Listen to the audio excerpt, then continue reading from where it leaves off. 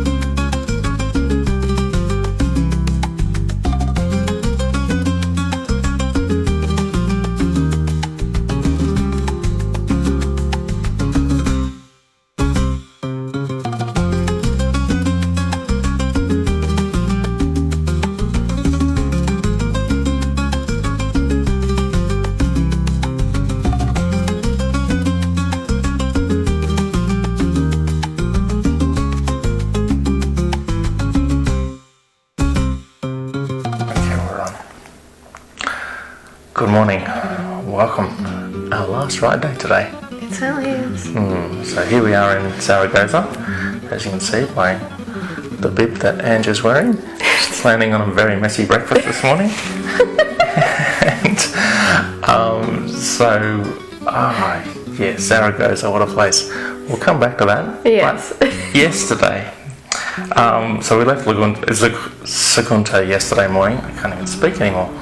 So, we just stopped very, very quickly, had some fruit in the courtyard again. We did. Which was nice. So it was maybe our last touch of the warmer weather as well. So we left town, it was, I think it was low 20s or something like that. Yeah.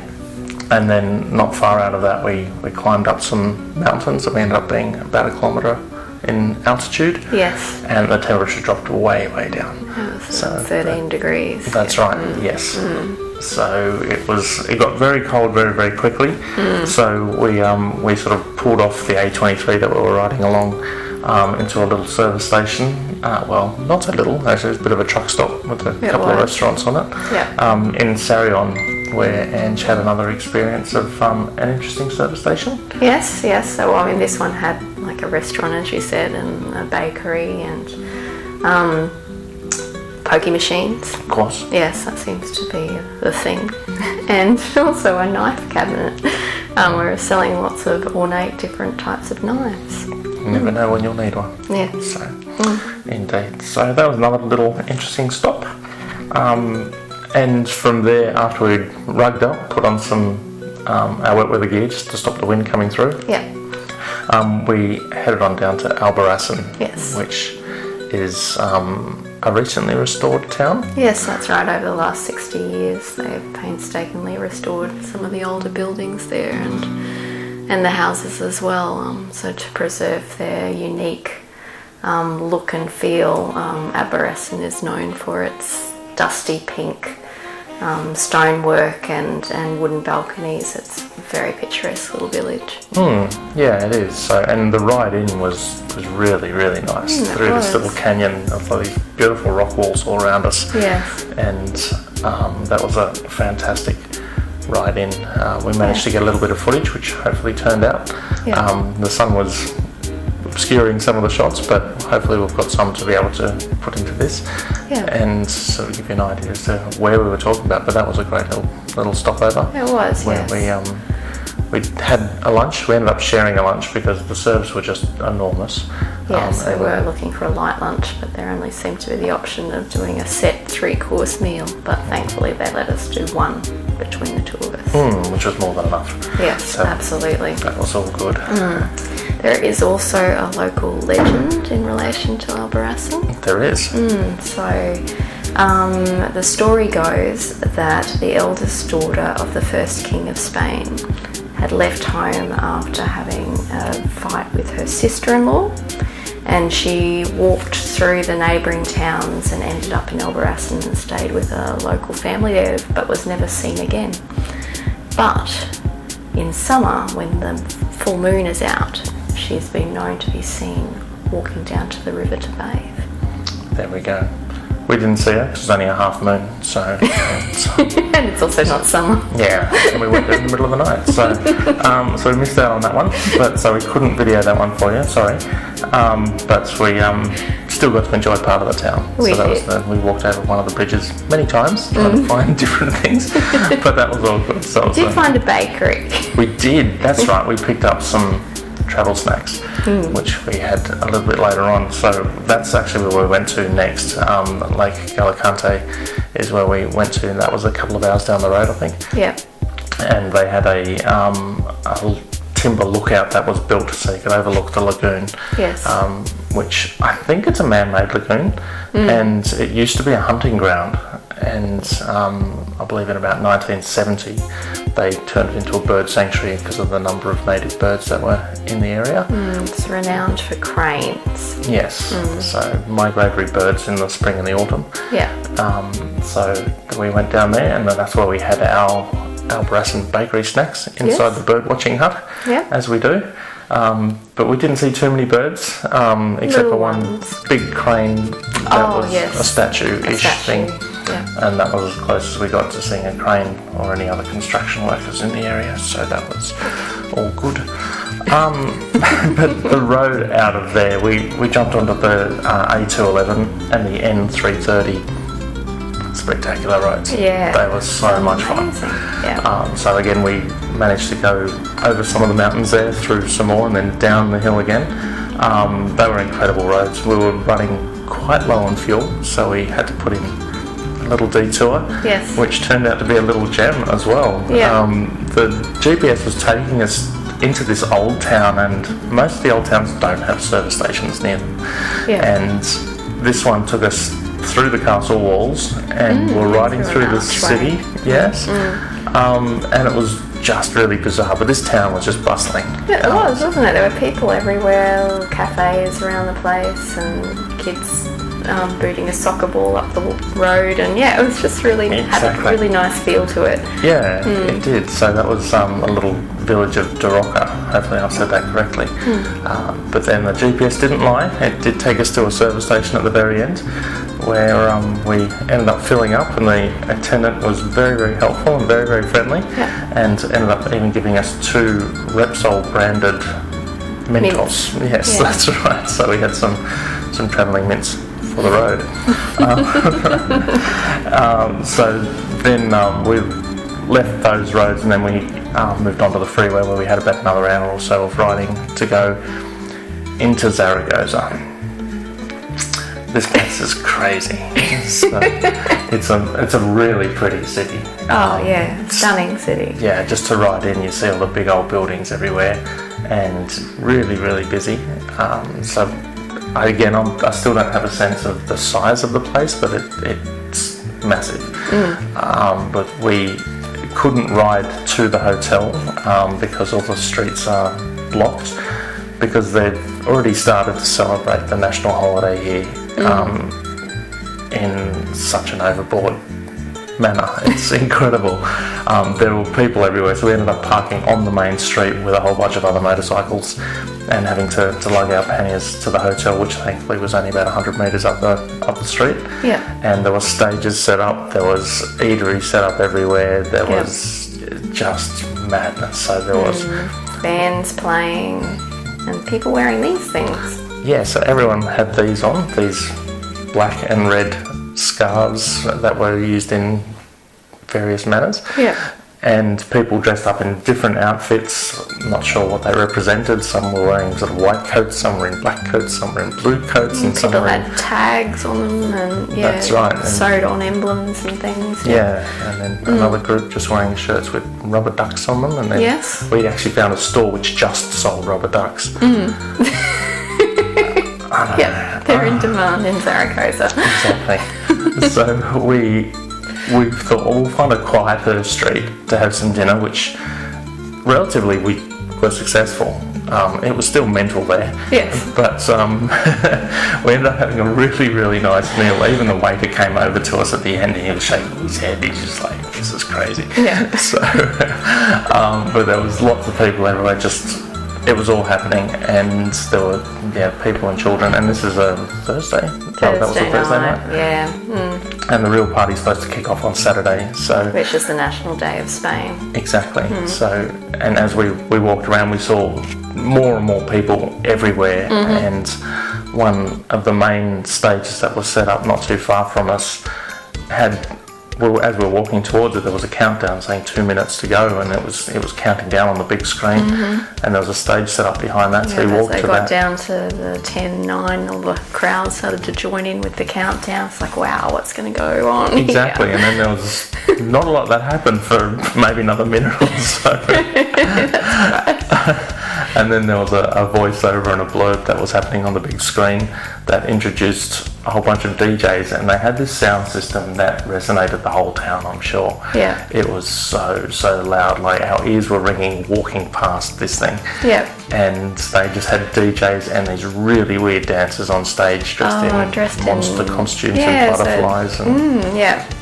And flowers with all the lights sort of bright around the wing, around the petals, and it was quite bizarre. It was. Yeah. Yes. So even as we walked behind a building that would have taken up the whole block, this solid concrete building, you'd still hear this thing booming everywhere. But that was no competition for the noise of another band that was set up not too far from where we are now. Yeah.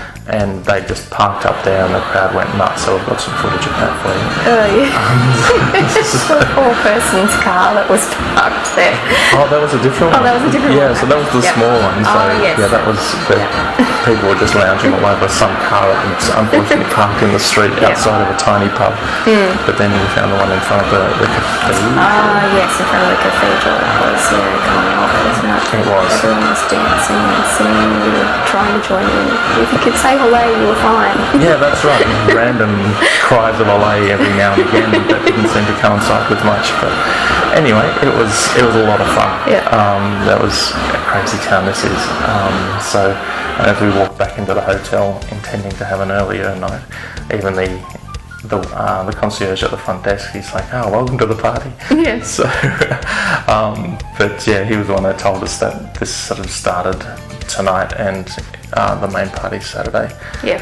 And it's finished around about midnight. Sorry, during the weekdays. Yeah. And even with everything closed in the hotel room, it was really loud in here.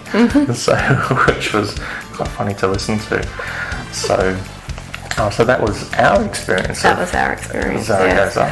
I thought we'd done really well with purchasing this scarf. Right. Yeah, we'd sort of been on the hunt. We'd seen everyone wearing them, and there was a local guy who was just sort of selling them on a street corner. Street peddler. It's like, street peddler, and he's like, "Oh, how much will you pay?" And we had €3. Like, "Oh, we will pay €3." Thinking, "Oh, this is great! Like, this is our bargaining piece." And then we walked past a store, and that's what they sell them for anyway, €3. We got scammed. So that was a bit of fun haggling with the street merchant. I'm sure we could have got at least 2 of them for that money, but oh well. That's all good. We're here to tell a tale. Yep.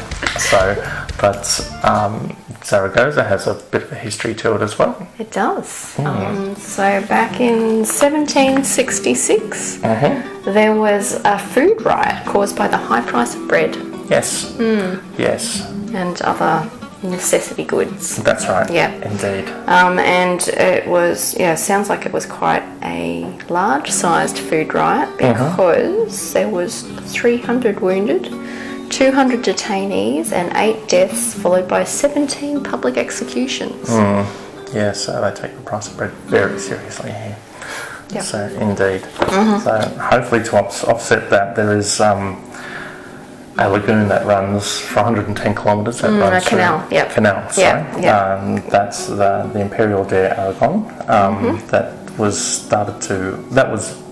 The building was started 10 years after that in 1776. That's right. And lasted until 1790. Yes, that's correct. Yep. Where this canal was built and used for transporting goods up and down the river, as well as irrigation, and also to power a flour mill.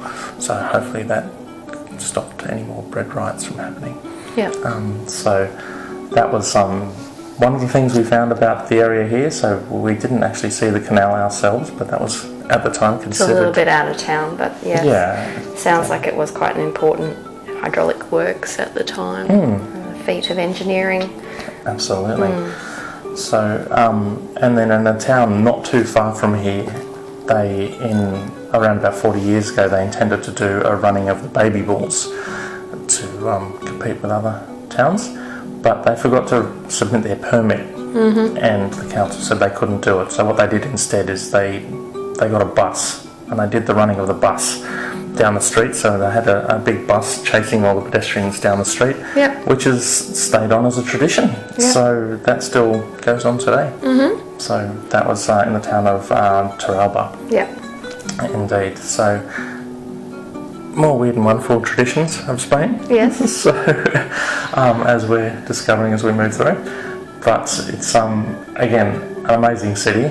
And what we saw of it was just crazy. They certainly know how to celebrate. They do. No question there at all. But today, unfortunately, is our last day on the motorcycle. So we have a long run on the bike today. So we're trying to get out a bit earlier.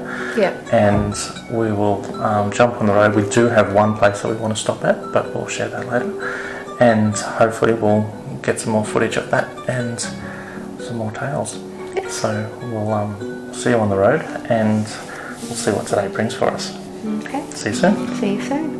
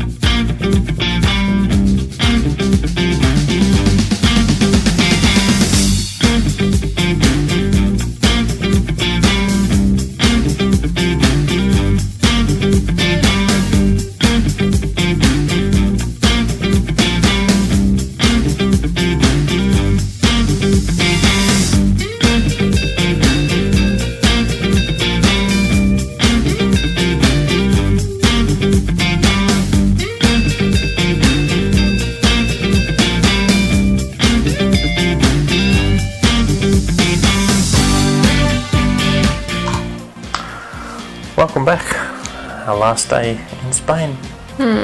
So it's been an amazing trip, and we're back in Barcelona. Yeah. So yesterday we covered a lot of Ks and broke it up with one stop along the way. Yes. But we left Zaragoza in the morning. Yeah. And we just hightailed it out of there essentially, because we knew we had a bit of territory to cover. That's right. We managed to sneak in a quick bakery and coffee and tea. We did indeed, yes. So just before we left across the road from the hotel, the streets were being madly cleaned up, ready for tonight's last night's and tonight's and tomorrow's festival. Yeah. Exactly. So it was amazing how quickly they turned the city around. There were teams of street cleaners everywhere that were cleaning bits and pieces up. So that was it was a different city in the morning, so it was nice to see it in the evening again, in the daytime again. Yeah. So, and we managed to escape the city, which was quite nice. Yep. And back on the road again, where we headed to Alcazar. Alcazar. Yeah, so that was, it's touted as one of the prettiest villages. Certainly is, and one of the most preserved, and a very small village, but quite beautiful. Yeah, so the road in there was just another teaser for us as well. These tiny little tight windy roads that led us into a canyon where the town is situated on the edge of.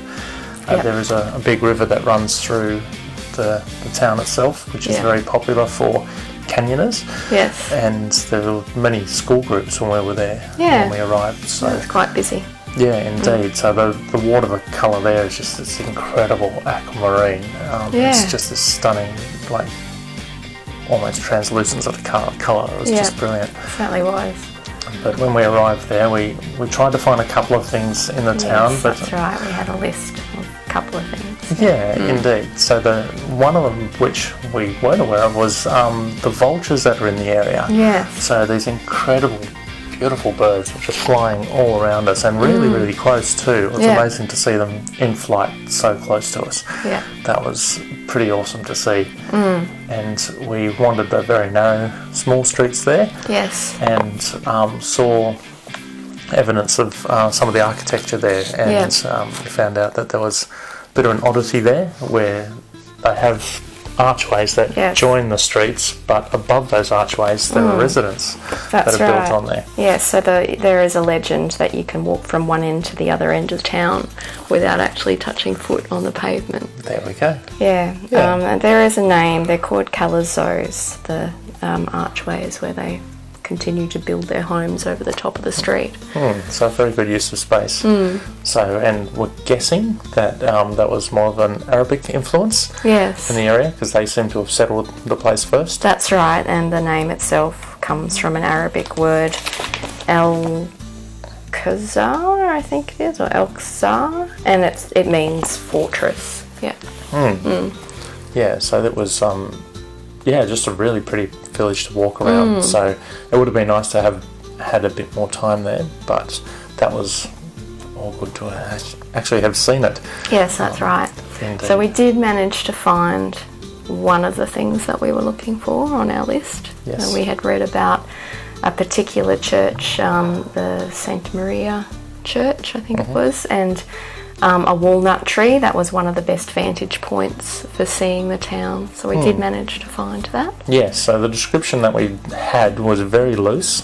We were looking for a stone cross in the churchyards, and all we could find was a cemetery behind the church, and all that was gated and we couldn't find it anywhere. But above the church in the plaza area, that's where the stone cross was. Yes. And then we was having a look around there and having a look at one of the trees which had walnuts on it when we met a Romanian lady. Yes. And she was telling us where the best spot was to get a photo, and she was kind enough to take a photo of us, which I actually haven't checked if that's turned out.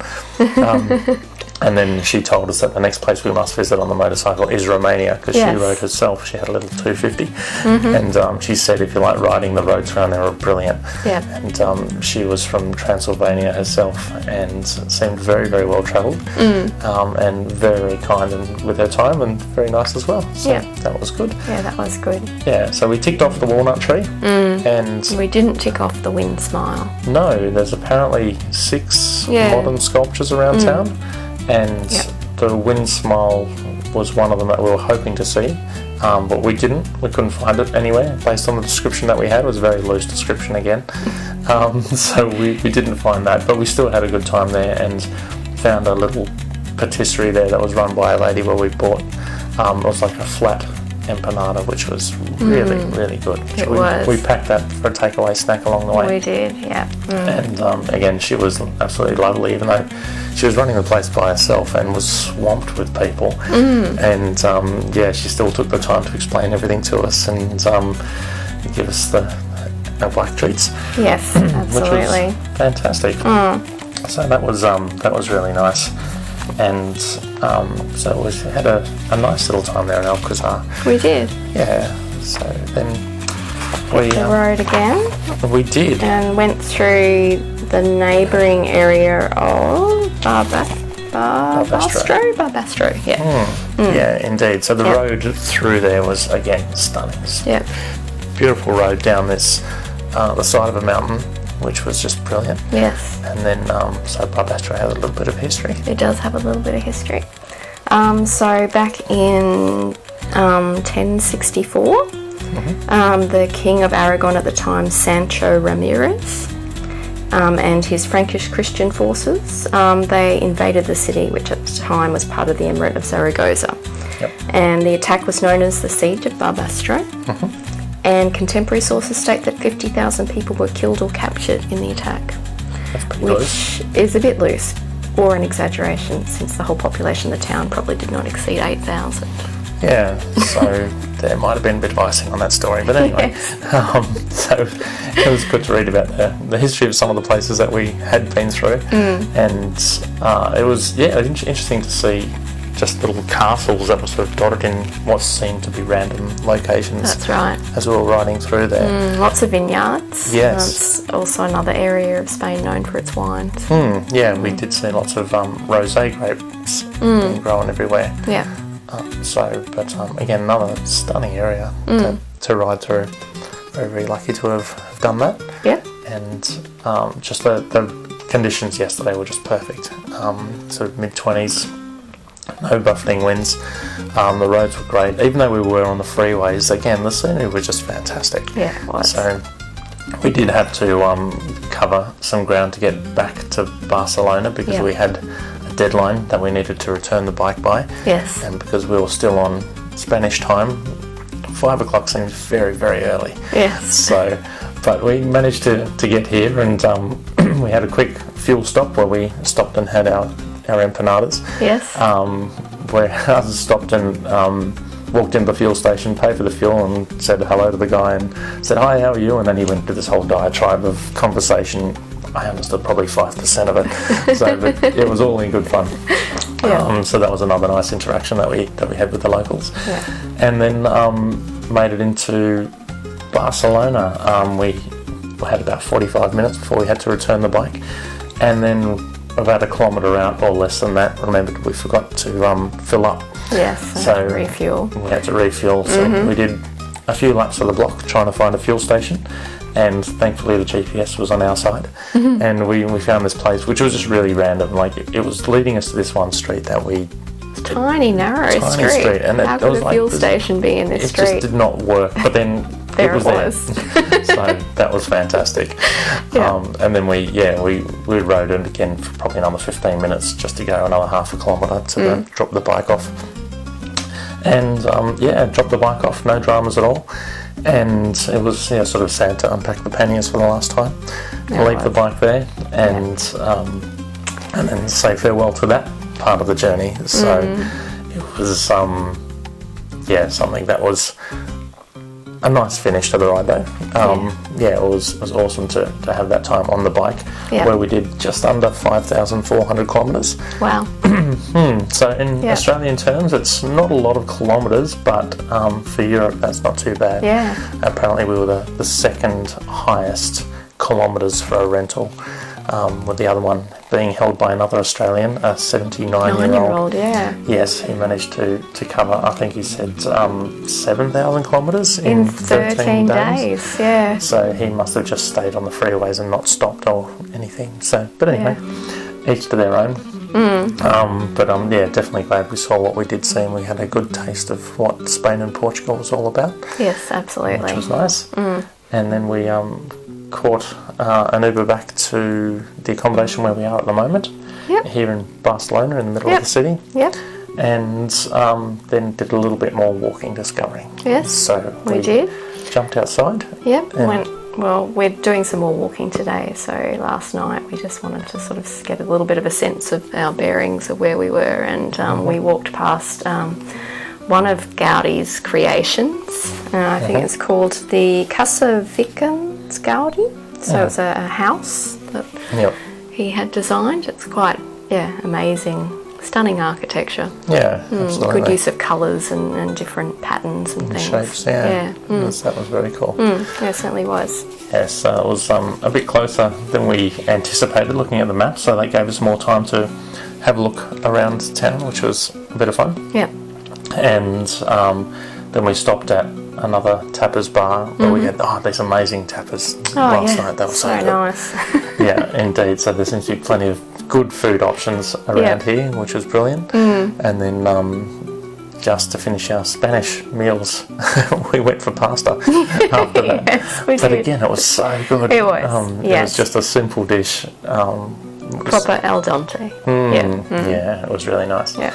So that was great. And then walking around, obviously being a Friday night, it's got a bit rowdier outside. Yep. And then another thing we did last night Yes. was I had to have Ange try alfajores, which are a biscuit which has dulce de leche in between it and coconut around the outside. So, and your impression was?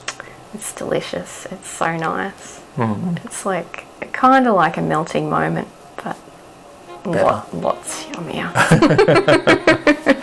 Indeed. So Yeah.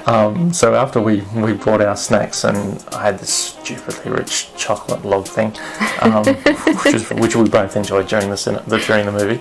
Yeah. And then Angela set a challenge. I was. Yes. And so we had €3.05, I think it was.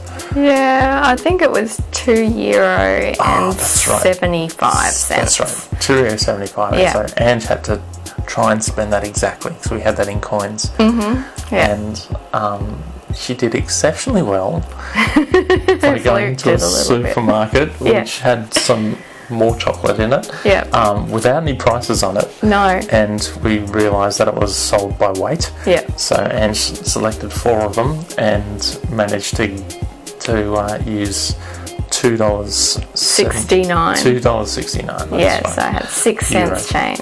Yes. So, So nearly. exactly. So we'll see if we can get that 6 cents sorted today. Yeah. So the plan is to walk away without any coins. That's the plan. That's the plan. Yes. So that was another fun little element to last night's wandering around the city. Certainly was. Good fun. Yep. And then we decided to go to the movies. We did. Yes. So, As you do in Spain. yes. So we went to the movies and saw Beetlejuice. We did, or as it's called in Spanish, Beetlejuice. Beetlejuice. Indeed.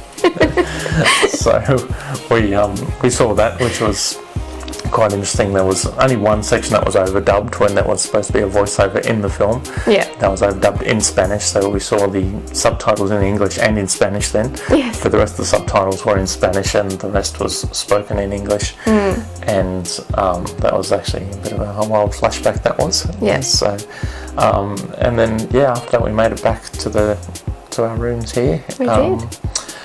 At, sometime after Just midnight. after midnight. Yeah. Indeed.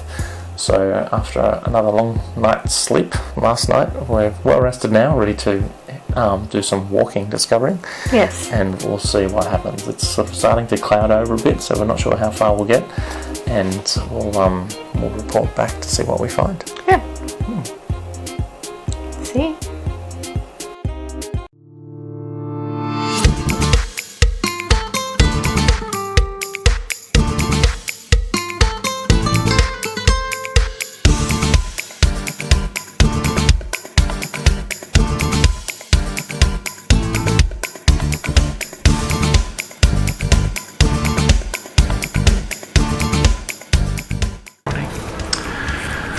Hello again. Here we are. We're in Dubai Airport now. Yep. After having spent a day walking around Barcelona. Yes. We discovered a little bit about it. It was the national holidays, or the Spanish national holiday yesterday. Yes. And speaking to our host for the accommodation, he was saying that it's quite controversial with some people not quite agreeing with the date, being the date that coincides with the landing of Christopher Columbus. That's right. Yeah. So some people believe that it should be celebrated on another day, Yes. a different date.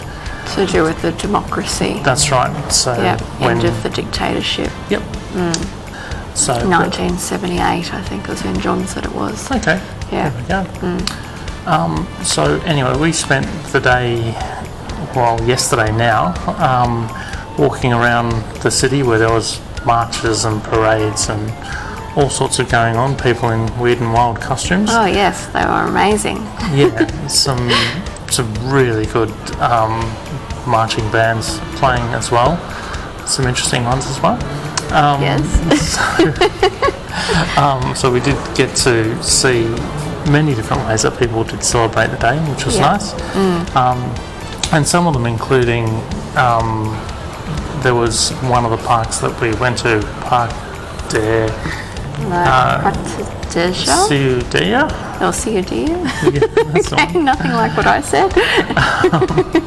So in that park it's quite a large park with a lake in the centre of it, which one part which had the main monument in the centre had a whole lot of Latin dancing going on there, so people were enjoying it that way. And then down in the main part of the park there was another... Like a rotunda? Yes. Yeah. Where people were doing tap dancing to African drumming, which was an interesting mix, but it really worked. Yeah. So that was a bit of fun. Yep. And we continued to walk around. Yes. Saw a few more of Gaudi's We did. architectural designs. Yes, including the Casa Batlló, which is an apartment block that has rippling balconies and twisting chimney pots, and it's quite amazing to look at. Indeed. So that was good to take more of that in, and we stopped at a little place for lunch, which the name escapes me at the moment, but I will post it up there. And the food was just brilliant. Really, really nice food, great waiters, really good service. There's a lot more diversity in Barcelona with regards to the dining options. Yes, there is. A lot more of an international flavour, so the choices sort of broadened quite a lot all day yesterday.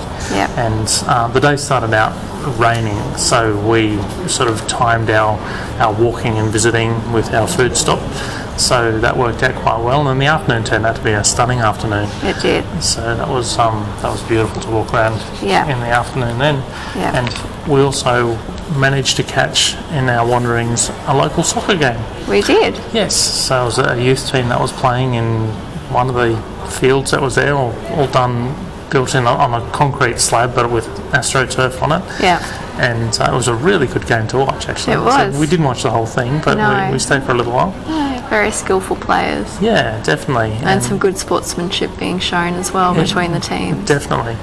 Some very vocal coaches. Oh, yeah. Which was amplified by the echoing around the buildings. So anyway, that was good to experience one of the local games there, which is a lot of fun.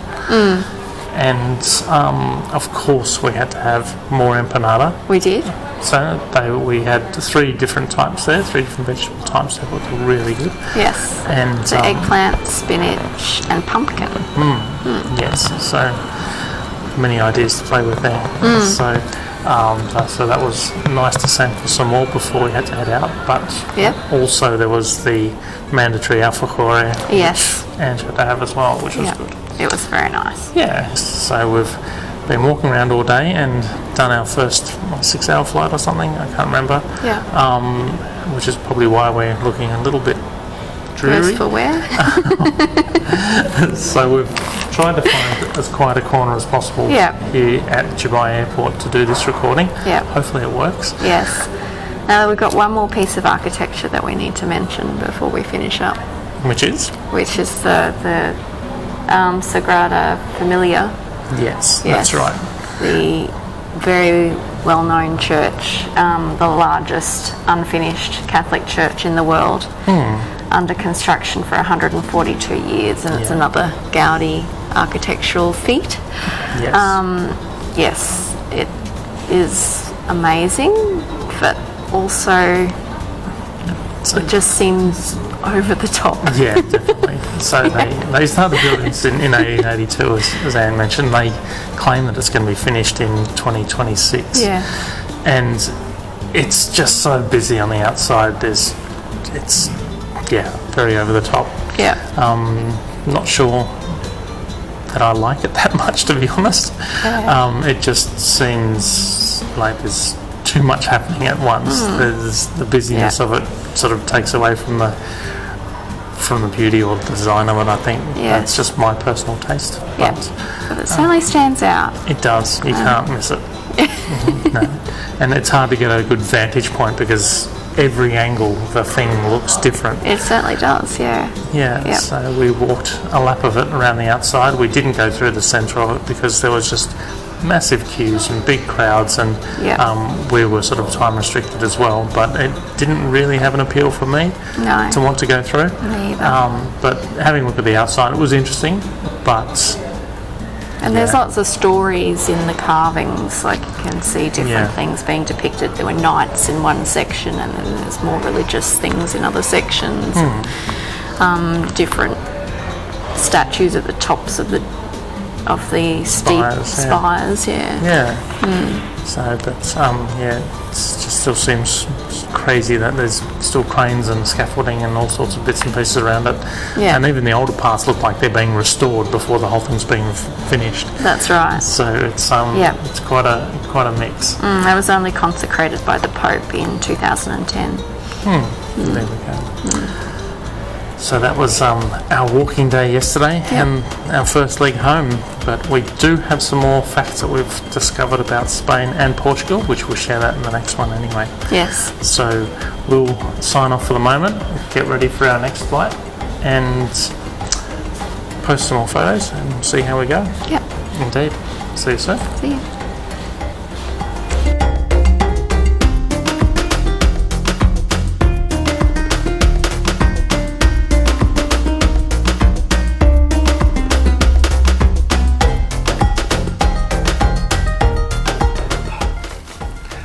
Welcome back. This is our last entry for our trip away, our motorcycle ride through Spain and Portugal. Yes. It was an amazing trip, and we hopefully shared enough of that with you guys to keep you all interested. And there was a few more facts that we found along the way. Weird and interesting. Yes. So, weird for us, probably not so for the locals, but it was fun to discover them nonetheless. So, we'll just run through a few of them that we did find, and the first, which you discovered about the place, about the villages in Spain. Yes, there's over 3,000 villages in Spain that have been abandoned. So there's lots of very cheap real estate out there if you're going to hunt the right one, if you want to live in an abandoned village. So that's one of the things we found, but also one of their myths, I suppose, is they don't have a tooth fairy. No. They've got a rat instead. A little mouse or a rat called Ratoncito Perez. That's the one. So it was a story that originally was around about 1877, and it was written for the prince. Yeah. So when he was 8 years old. That's right. He lost his tooth. So Alfonso XIII, and the story was sort of rewritten about Ratoncito Perez living in a biscuit tin with his wife, and the author was Louis Colomas. So in 1894 he rewrote the story and shared that. So that's the tooth fairy myth that runs around Spain. That's right, and apparently there's lots of versions of the story. Indeed. There's many versions as there are parents in Spain. That's right. But it's a well-loved figure of a character of the past, and the original manuscript is kept in the library vault of the palace. Yes, indeed. So if you want to break into the palace and read a fairy tale, that's the place to go. Yes. There are plenty of other options online if you don't want to break the law. So another thing that we did find was in the Catalonian region. So if you look closely at their nativity scenes, they have little characters called caganas, which are not necessarily traditional characters. No, because they're defecating. They are. So you'll find them hidden amongst nativity scenes, and they could be modern characters such as Einstein or anyone else from history as well. So that's a little curiosity that they have throughout their nativity scenes. Yes. So another one of their Christmas traditions, I suppose, or characters, is kagatillo, which is a log which is fed throughout the whole of December. From about the 8th December, I think. Yes. Yeah. And at Christmas time, the log is then beaten with a stick as songs are sung, and small gifts are excreted from this log. So they're running along a common theme here. Yeah. But they do have a slightly more uplifting one with a giveaway. Yes, also, yes, in Christmas period. So Spain has the second longest continuously running lottery in the world. Indeed. So yes, the Spanish lottery. And first prize is about €4 million. That's yes, right. It has a name. El Gordo stands for the fat one. Indeed, and that started in 1812. Yes. Yes, so that's one way to get rich over your Christmas festivities. So you can get a fat wallet and a belly at the same time. Yes. Another thing that the Spanish can claim fame for is the oldest modern novel of Don Quixote. Yes. So that's right. It's 4,019 years old. Yes, first written in 1605. Yes, and translated into over 140 languages. Yeah. So So it's the 8th most translated book in the world. That's impressive. Yes, and it is considered to be the origin of the modern day novel.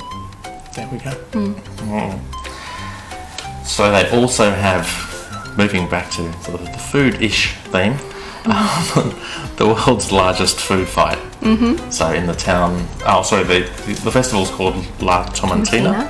Yes, it's in the Valencia region. That's right, yeah. So they have over 20,000 participants throwing about 150,000 tomatoes. as one does. Yes. That's a lot of tomatoes and a lot of washing the next day. Yes, so big laundry day.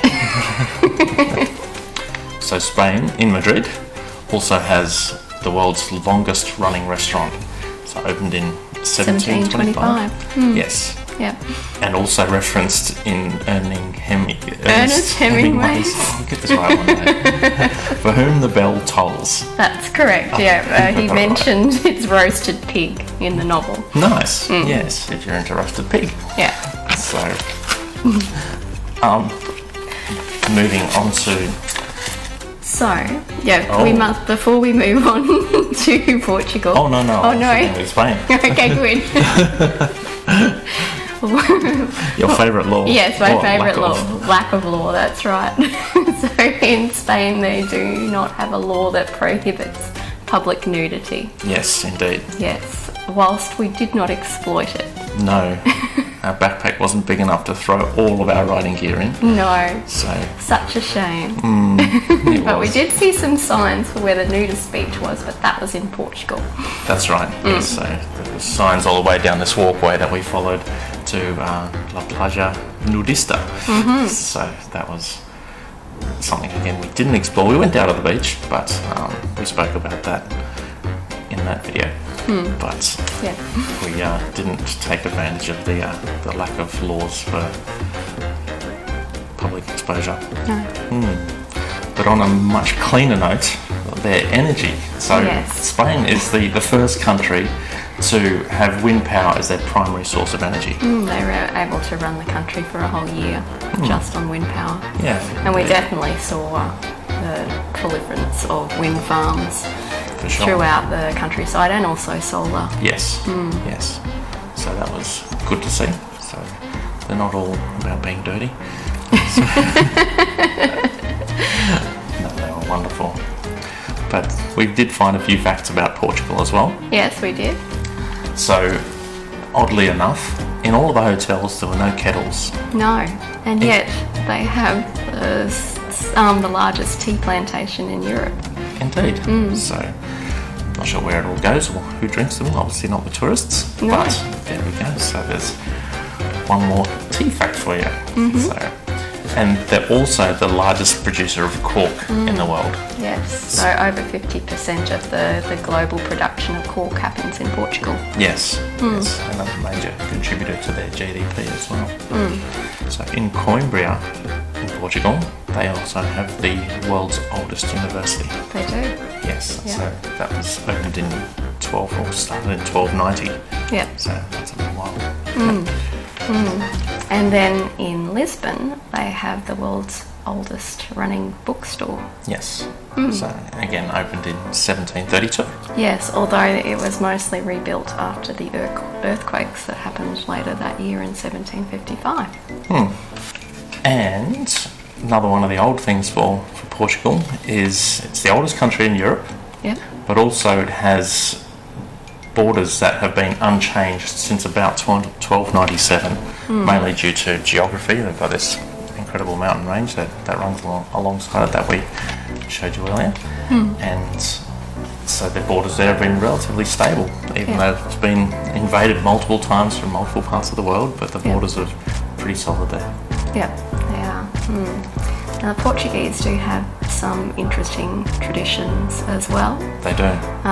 So at New Year's Eve, they have a tradition of eating 12 raisins.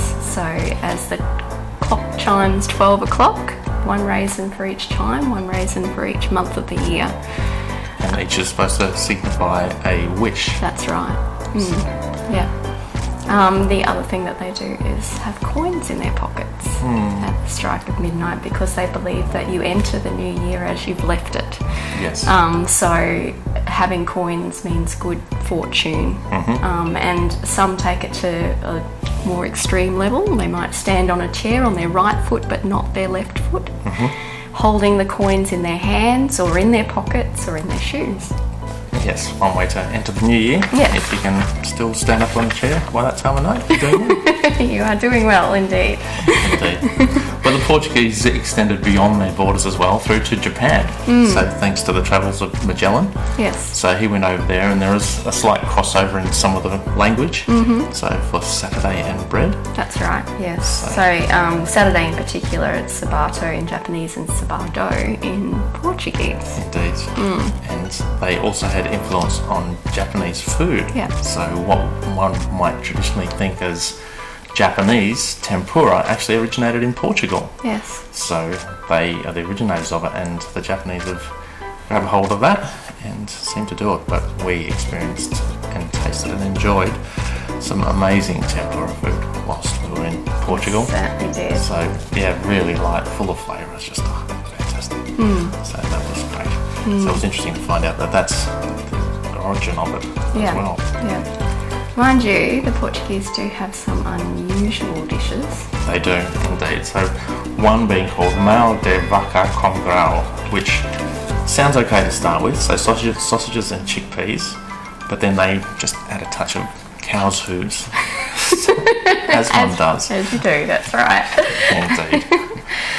They also have an unusual omelette to look out for in Portugal. Yes, so omelette de mieleira. Sorry about the pronunciation again. So that's a medieval dish where they cook an omelette, but they put pig or calf's brains in there just to spice it up a bit. Yeah, yum. Yeah, no, you can do that. So one dish that doesn't sound very appealing, but it's okay. It's actually okay. We haven't tried it, No. but it's baba de camelo, which translates to camel drool. Yes, but it's actually made from condensed milk and egg yolks, whipped together into a light fluffy mousse type dish, and then they top it with flaked almonds and chocolate and ice cream. So it actually sounds quite nice. It does sound okay. We never hunted one down, but that's okay. But they do also have, just to rival the French with their international flavours, was caracois. I think that's how it's pronounced. It's a particular type of snail that they enjoy with beer. Yes. Enjoy might be a bit of a loose term, but Although it's meant to be like sautéed mushrooms. okay. I'll take their word on that one. So also they have curato, Yes. which is deep fried pork skin. yeah. Yum. Yeah, okay, so a variation on crackling, I suppose, but anyway. That's another one which is iscas com elas, which is calves liver marinated overnight in beer or wine. Yes. And then it's deep fried and served on French fries. Yes, So, it is. yeah. Interesting. Yeah. They have another dish also that's French fry based dish. Yes, burras asadas. Yes, that's right. So the French fries are served up with the jaw of a pig and its teeth. Yes, so that's very appetizing. It does. So on a slightly darker note, maybe this fella had too many of these burras asadas. Portugal did have a serial killer. His name was Diego Alves. Yes. And that was in the 19th century. And he used to throw his victims off the Lisbon aqueduct. Yes, That's- apparently killed about 100 people. Yes, indeed. The last person to be executed in Portugal by a public hanging. Indeed. And they wanted to find out what would cause someone to perform such acts. And his head was removed, really, and is still now kept in formaldehyde Yes. in The Lisbon University School of Medicine. Indeed. So you can actually go and see it if you are that way inclined. Yeah. So that's your event. But if you prefer bigger crowds, though, you can head to the football club of Lisboa e Beneficia. Yes. Benfica, sorry. It's got the most number of members of any football club in the world. Yeah, Guinness so Book of Records. that's right. So, and I believe from 2019 there were 233,000 supporters of the club. Yeah. So that's Amazing. going to be a big cheer squad there on those games. Yeah.